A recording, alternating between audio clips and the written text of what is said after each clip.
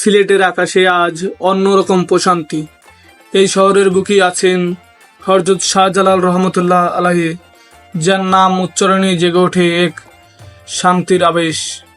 আজ আমরা এসেছি সেই পবিত্র মাজার শরীফে, যেখানে হৃদয় পায় শান্তি আর আত্মা খুঁজে পায় মুক্তি।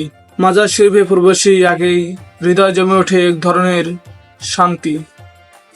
প্রবেশ পথে অনেকেই হাতে ফুল, আতর আর দোয়ার নিয়ত নিয়ে এগিয়ে যান, যেন একজন প্রিয় মানুষের সাক্ষাতে যাচ্ছেন। মাজারের ভিতরে এক অন্যরকম নীরবতা, চোখ বন্ধ করলেই যেন সময় থেমে যায়।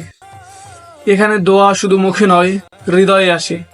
শান্ত পরিবেশ, সুবাতাসিত বাতাস সবকিছুই বলে আপনি একজন অলির দরবারে এসেছেন। মাজারের পাশে আছে এক রহস্যময় পুকুর। লোকমুখে বলা হয় এখানে থাকা মাছগুলো অলৌকিক, তাদের স্পর্শে নাকি রোগ মুক্তি ঘটে। এরা কারো ক্ষতি করে না, বরং শান্তভাবে বেশি বেড়ায়, যেন তারাও এই মাজারের নীরব সেবক। শুধু দর্শনার্থী নয়, যেন প্রত্যেকেই এখানে আসেন হৃদয়ের টানে। এখানে এসে যে শান্তি পাওয়া যায় তা শত কথা বলেও বোঝানো যাবে না। 1303 সালে হযরত শাহজালাল রহমতুল্লাহ আলাইহির পা রেখেছিলেন এই ভূমিতে। তিনি শুধু একজন সাধক ছিলেন না, ছিলেন মানবতা ও শান্তির প্রতীক। তার প্রচারিত ইসলাম আজও আলো হয়ে জ্বলে সিলেটবাসীর কাছে।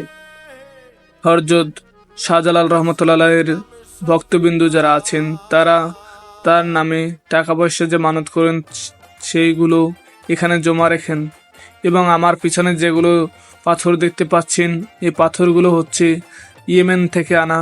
হযরত শাহজালাল রহমতুল্লাহ আলাইহি 700 বছর আগে এখানে এই পাথরগুলো এনেছিলেন এবং সেই থেকে এখানে আছে। এই পাথরের সৌন্দর্য অসাধারণ। ভিডিওটি ভালো লাগলে লাইক, কমেন্ট এবং শেয়ার করুন। আমি জিহাদ আল রাকিব, দেখা হচ্ছে পরের কোনো ভিডিওতে।